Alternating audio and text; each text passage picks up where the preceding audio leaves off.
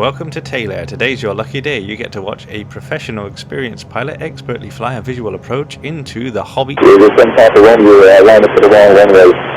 Audio to your left. Oh, not again.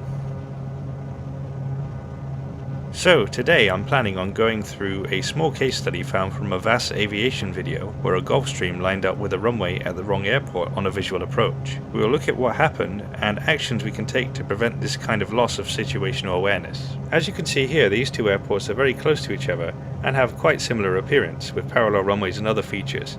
So it's definitely a mistake that I would imagine happens fairly often in this area. With that being said, there are plenty of things that could have been done to help mitigate the error from ever occurring. We are joining the aircraft in this approximate position, expecting runway 31 left at Hobby Airport. This puts us on a left downwind to the landing runway. This airport here is Ellington and will be visible to us as we turn and establish ourselves onto the base leg. One way of helping your situational awareness is to brief this in advance that you are expecting to see a large prominent airport near the extended centerline of the final approach to the landing runway. So here we are at 5,000 feet on the left downwind. There's Hobby Airport off the left wing.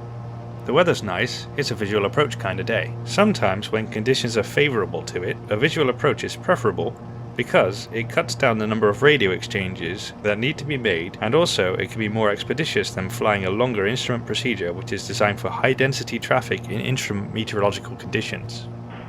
Gulfstream 7, Papa Romeo, speed your discretion, turn left heading at 050. Peter, 050 heading 7 Papa Romeo, we do have the airport. Gulfstream 7, Papa Romeo, roger, cleared, visual approach, runway 31 left, cross 6 DME at or above 2,100. 60 2,100, understand, clear for the visual 31 left.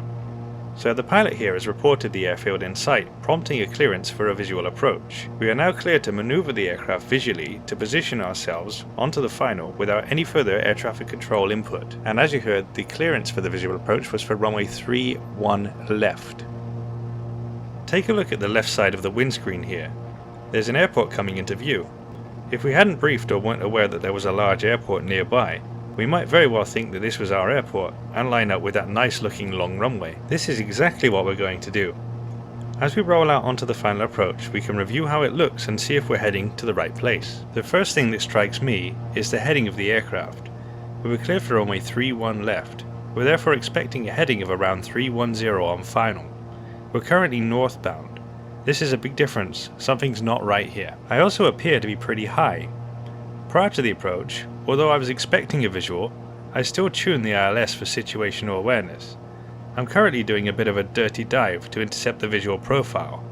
But look at the glide slope, it says we're low. Say what? Not to mention the fact that we're in no way lined up with the instrument procedure loaded up in the GPS. You might be thinking that this is all well and good, but the pilots in question may not have loaded these things into their equipment. You might be right, but maybe this would have assisted them in realizing that something wasn't quite right.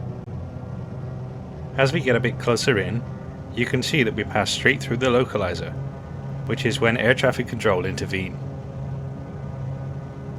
This is Papa Romeo, line up for the wrong runway. Audio to your left.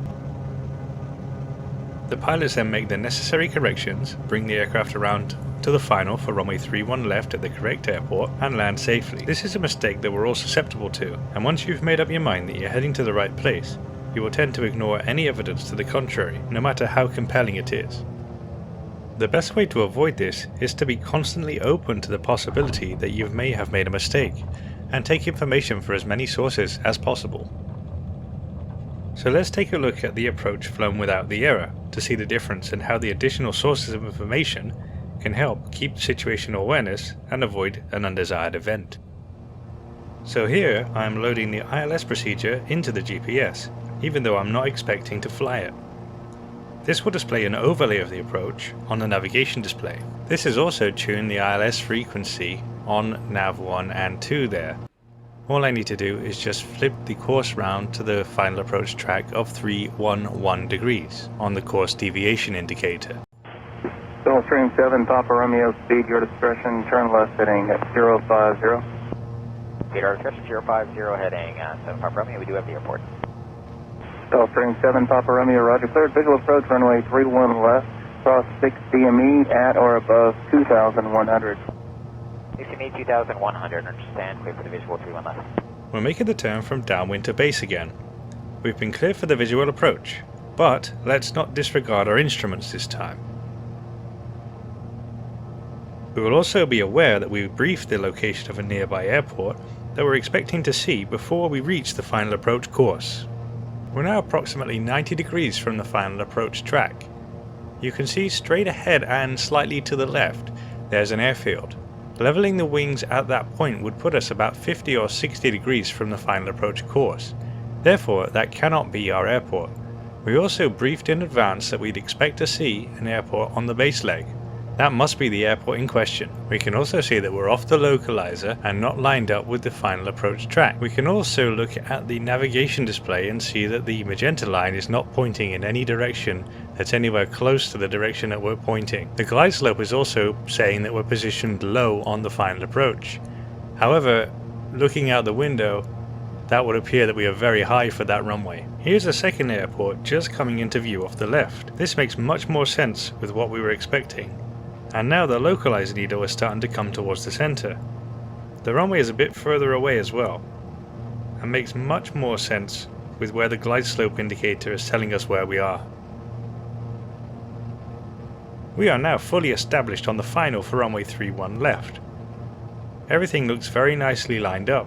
We haven't received any bollockings from air traffic control, so everything now is looking good to continue the approach and land. Just ignore that terrain warning, it's talking out of its backside there. As we approach the threshold there, you can actually see the numbers 31 left for the runway, so that's proof that I may in fact know what I'm talking about. I wouldn't bank on it though.